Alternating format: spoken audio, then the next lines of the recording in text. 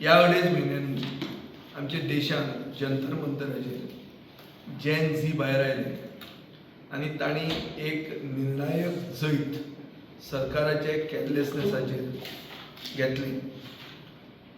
हें जैत आमकां दाखोवन दिता, सगळ्या राजकारण्यांक आनी सगळ्या राजकीय पक्षांक दाखोवन दिता की एक समाजाचो घटक जेन्ना आमी इग्नोर करतात तेन्ना तो एक्सप्लोड जाता, तो रस्त्यार येवन न्याय मागूंक लागता आनीक धर निर्भयपणान ताणें आपलो लढो चलयलो जाल्यार तांकां जैतूय मेळटा.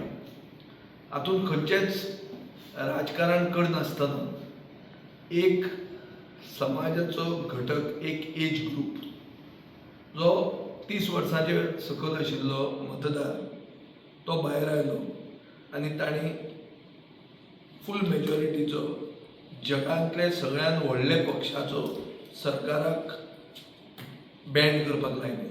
हें आमी पळयलें. सो आमी हें जेन झीचें मुवमेंट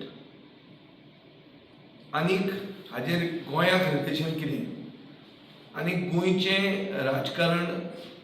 राजकारणाक कशें वळण दिवप फुडले इलेक्शनाक फेस करपा खातीर आनी आमचो पक्ष घट करपा खातीर हाजेर आमी विचार केलो. सो प्रिडॉमिनंटली हे 3 वरांच्या मिटिंगेंत एक 2 वरां तरी आमी फक्त जेन झीक जे इशूंचेर आमी उलयले. सत्य परिस्थिती अशी आहा की आमी जेन झीन पडटा आनी आमी जेन झीक केन्ना कॉक्रोचूय म्हणलें ना वो तांकां टर्मायटूय म्हणलें ना. आमी मानतात की जेन झी म्हणटा ती तशी पळोवंक गेली जाल्यार almost 50% of the voting population आहा. कमींतले कमी 40 ते 45% वोटींग पॉप्युलेशन जेन झीचें आसा. सो ह्या पॉप्युलेशनाक इग्नोर करप ना, निग्लेक्ट करप ना. ह्या बॅकग्रावंडाचेर आमी स्टेप मारतले. आमी जेन झीक आमच्या स्टेट एक्झिक्युटिव्हान रिप्रेझेंटेशन दिल्लें आहा.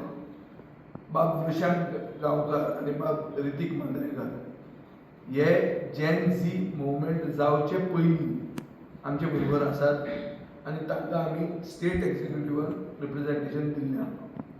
म्हाका दिसना की खंयच्याच पक्षान गोंयांत आज मेरेन जेन झीक ह्या भशेन म्हत्व दिल्लें आहा. आमी तांचे इश्यूज समजून घेतल्यात, तांचे इश्यूंक सोल्युशन जी जावंक शकता आनी आमी कितें करूंक शकतात हो एक ऑल्टरनेटीव अप्रोच त्या जनरेशनाक कशें आमी फुडें पावयतले हाजेर आमी विचार केल्लो आहा.